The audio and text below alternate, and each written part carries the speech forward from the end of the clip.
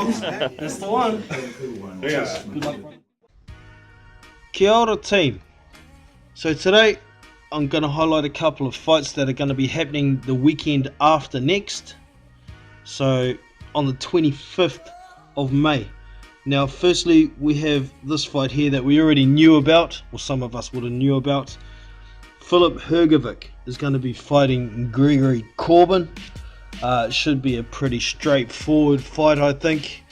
Filip Hrgovic shouldn't have too much trouble with this guy. Filip Hrgovic is a very good up-and-coming prospect. He's only 7-0 into his career so far, but he fought at the Olympics where Tony Yoka won the gold medal. He fought Tony Yoka in the semi-final, and I thought he actually won the fight. The fight is up on Daily Motion if anybody would like to go and view that themselves. But yes, it is what it is. The decision was given to Tony Yoka, and yeah, that's the way it was. So Filip Hrgovic, for those of you who don't know, 6'6". He's Croatian. He's fought some good opposition for his first few fights. Definitely names most heavyweight boxing fans would know. Kevin Johnson, Amir Mansour, Sean Turner, Tom Little, and that's about all worth mentioning. Rafael Zambano, love. Funny. But yeah, we'll take a quick look at Gregory Corbin. He is 25-1 with only one loss on his record. You'd think, this guy is not too bad, but he fought Charles Martin in his last fight, and as you can see, he got disqualified in that fight. I saw the fight itself. He looked a little bit out of shape. He wasn't achieving what he wanted to do, so he looked lost for ideas in the fight. He seemed to have a pretty good chin, but he didn't like getting hit much. But if you look at the rest of his record, he hasn't really fought anybody of any note whatsoever.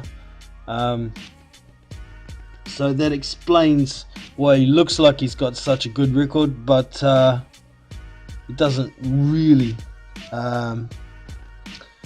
have much in the way of anything to look at. So I think it's going to be very much a straightforward win for Filip Hrgovic in this case.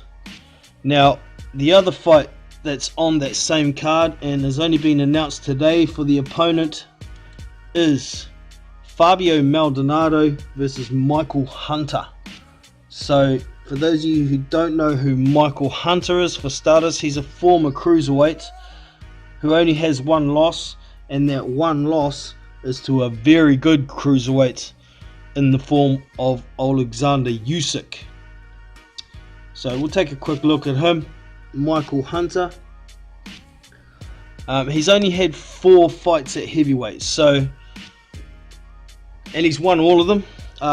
Decent sort of competition he's faced so far as well. So we'll have a quick look.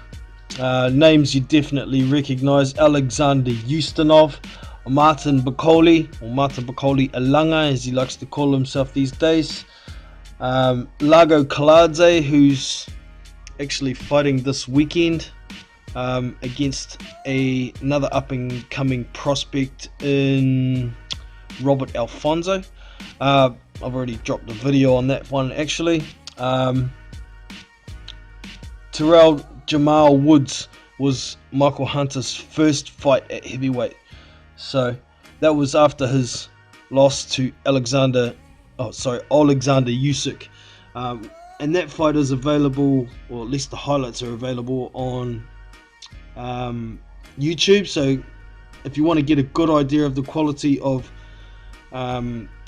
Michael Hunter, go check out that fight. It was one of Alexander Usyk's harder fights of his career to date. So it definitely gives you an idea of the quality of Michael Hunter.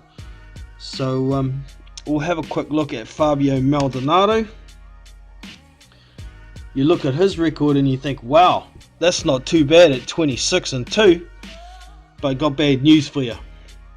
26 of those 26 wins are guys you would never have heard of. So interesting choice of opponent, but it is what it is. It's a bit of a stay busy and a bit of a short notice fight for Michael Hunter and Fabio Maldonado. So Maldonado's last 2 fights are the ones that he lost.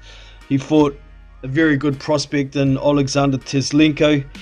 As you can see, he's 15-0. He's one of the very best prospects around at the moment, and he also lost to Oscar Rivas before he fought Bryant Jennings.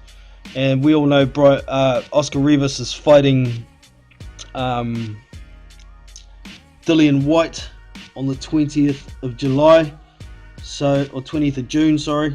So yeah, we know who those guys are, but like I said, if you look through the rest of his record, you won't know anybody on here unless you're a hardcore Brazilian boxing fan, you know. There's nothing worth mentioning the whole way down here. So I think this should be a pretty much straightforward win for Michael Hunter as well. But, you know, for now, I'm just getting that news out there for everybody. So these 2 up-and-coming prospects are staying busy and worth a look. They will be fighting on the Devin Haney undercard on the 25th of May in the United States. So that's it from me today. Hope you've enjoyed this little update. Don't forget to give me the thumbs up if you've enjoyed the video, subscribe to the channel, and I'll catch you in the next one. Big Boys Boxing, we out. See you!